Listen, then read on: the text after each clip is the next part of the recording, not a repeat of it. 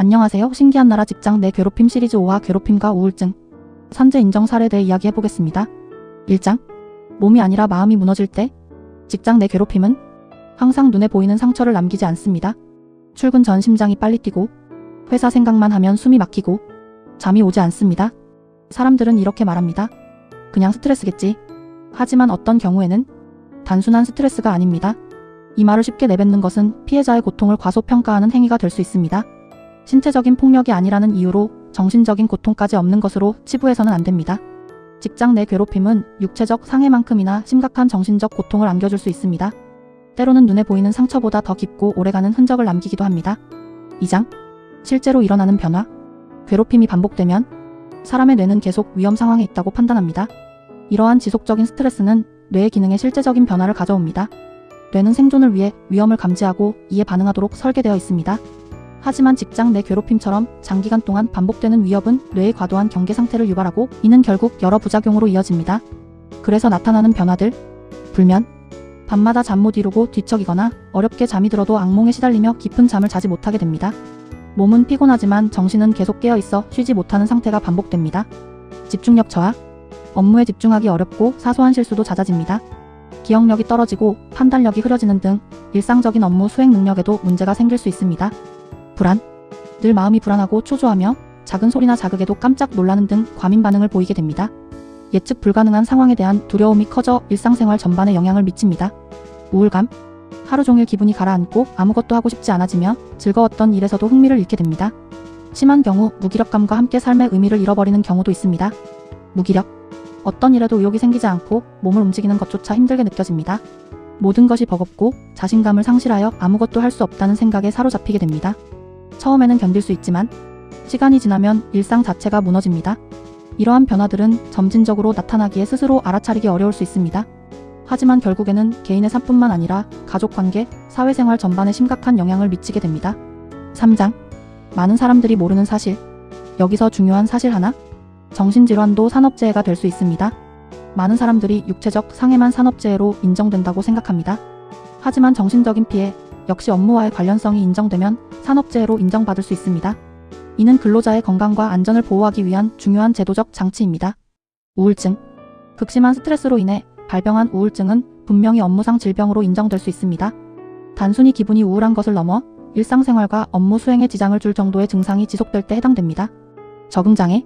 특정 스트레스 사건이나 상황에 대한 반응으로 나타나는 정신적인 어려움인 적응장애 역시 직장 내 괴롭힘과 명확한 인과관계가 있다면 산재로 인정될 수 있습니다. 외상 후 스트레스 반응. 직장 내 괴롭힘과 같은 충격적인 사건을 경험한 후 나타나는 외상 후 스트레스 장애 PTSD도 산업재해로 인정될 수 있는 중요한 정신질환 중 하나입니다. 이것들이 업무와 관련 있다고 인정되면 산재로 판단될 수 있습니다. 중요한 것은 질환의 유무뿐만 아니라 그 질환이 직장 내 괴롭힘이라는 업무상 스트레스 요인과 직접적인 관련이 있다는 사실을 입증하는 것입니다. 4장. 산재 인정의 기준. 기관이 보는 것은 단순 감정이 아닙니다. 근로복지공단은 객관적이고 명확한 기준을 바탕으로 산재 여부를 판단합니다. 단순히 힘들다는 감정 호소만으로는 산재를 인정받기 어렵습니다. 업무와 질병 사이의 상당한 인과관계를 입증하기 위해 다음과 같은 요소들을 종합적으로 검토합니다. 다음 요소를 함께 봅니다. 괴롭힘의 반복성.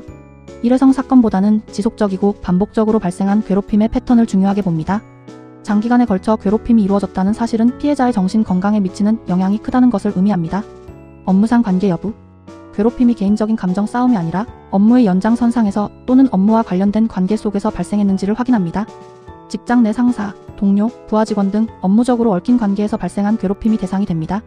사건 이후 증상 발생 시점. 괴롭힘 사건이 발생한 시점과 정신, 질환 증상이 나타나거나 악화된 시점 간의 시간적 근접성을 중요하게 고려합니다. 괴롭힘으로 인한 스트레스가 직접적으로 질병 발병에 영향을 미쳤음을 증명하는 중요한 요소입니다.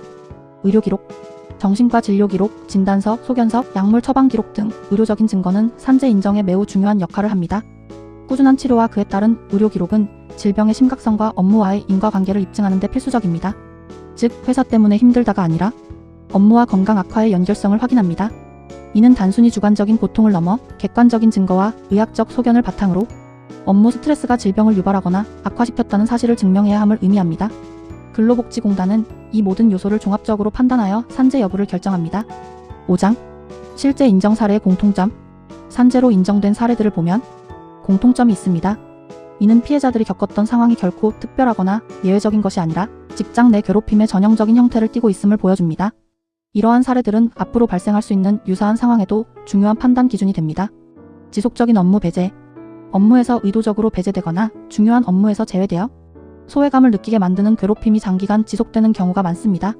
이는 직무 만족도를 떨어뜨리고 존재 가치를 부정당하는 느낌을 주어 정신적 고통을 가중시킵니다.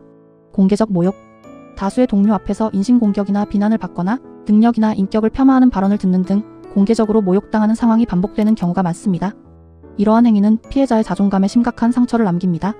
과도한 업무 압박, 처리할 수 없는 양의 업무를 부여하거나 비합리적인 기한을 강요하여 극심한 스트레스를 유발하는 경우도 있습니다. 이는 피해자를 의도적으로 지치게 만들고 실패를 유도하려는 목적으로 행해지기도 합니다. 장기간 스트레스, 앞서 언급된 괴롭힘 행위들이 단발성으로 끝나는 것이 아니라 수개월에서 수년에 걸쳐 장기간 동안 지속되는 것이 특징입니다. 이러한 지속적인 스트레스는 피해자의 정신 건강을 서서히 무너뜨립니다. 그리고 그 이후 병원 치료가 시작됩니다. 몸과 마음이 더 이상 버티지 못하고 한계에 다다르면 결국 전문 의료기관의 도움을 찾게 됩니다. 이 시점부터 의료 기록이 축적되기 시작하며 이는 향후 산재 신청의 중요한 증거가 됩니다. 중요한 건 완벽한 사건 하나가 아니라 지속된 환경입니다. 한 번의 큰 사건보다는 지속적으로 피해자를 억압하고 고통스럽게 만든 직장 환경 자체가 산재 인정의 중요한 요인이 됩니다. 따라서 피해자는 사소해 보이는 괴롭힘이라도 꾸준히 기록하고 증거를 남기는 것이 중요합니다. 6장. 사람들이 포기하는 이유. 많은 사람들이 말합니다. 마음 아픈 게 산재가 되겠어요? 아직도 많은 이들이 정신적 고통을 업무상 재해로 인식하지 못합니다. 육체적인 상처는 쉽게 이해하지만 보이지 않는 정신적인 상처는 개인의 나약함이나 성격 문제로 치부하는 경향이 있습니다. 이러한 사회적 인식은 피해자들이 산재 신청을 주저하게 만드는 주요 원인 중 하나입니다. 그래서 신청조차 하지 않습니다. 산재 신청 절차의 복잡성, 그리고 신청하더라도 인정받기 어려울 것이라는 막연한 두려움 때문에 많은 피해자들이 스스로 권리를 포기하고 맙니다. 자신의 고통이 정당하게 인정받지 못할까봐 걱정하는 마음이 앞서기 때문입니다.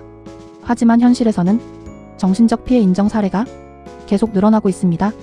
사회 전반적으로 직장 내 괴롭힘에 대한 인식이 개선되고 법적, 제도적 보호 장치가 강화되면서 정신질환으로 인한 산재 인정 사례가 점차 증가하는 추세입니다. 이는 더 이상 정신적 피해가 개인의 문제가 아니라 사회적 문제로 인식되고 있음을 보여줍니다. 7장. 기억해야 할 것. 우울해졌다는 사실이 약함을 의미하지 않습니다. 오히려 오랫동안 버텼다는 신호일 수 있습니다.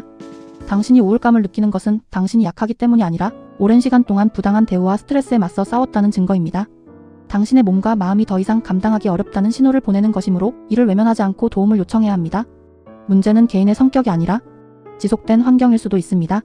당신이 겪는 고통은 개인적인 결함이 아니라 유해하고 부당한 직장 환경이 당신에게 미친 영향일 수 있습니다. 문제의 원인이 개인에게 있다고 자책하지 말고 환경의 변화를 모색하거나 필요한 경우 외부의 도움을 받는 것이 중요합니다. 결말. 직장 내 괴롭힘의 상처는 눈에 보이지 않을 뿐 분명 존재합니다. 그 상처는 피해자의 일상을 파괴하고 삶의 질을 저하시키며 때로는 극단적인 선택으로까지 내모는 심각한 결과를 초래할 수 있습니다. 보이지 않는다고 해서 그 고통이 가벼운 것은 결코 아닙니다. 그리고 어떤 경우에는 그 피해가 공식적으로 인정되기도 합니다. 정신질환으로 인한 산재 인정은 피해자가 겪었던 고통이 개인의 문제가 아닌 업무상 재해임을 공식적으로 확인받는 중요한 과정입니다. 이는 피해자의 치유와 회복에도 큰 도움이 될 수 있습니다. 신기한 나라 직장 내 괴롭힘 시리즈. 다음 이야기에서는 정신질환 산재 기준 회사 말만 믿으면 안 되는 이유를 알아봅니다.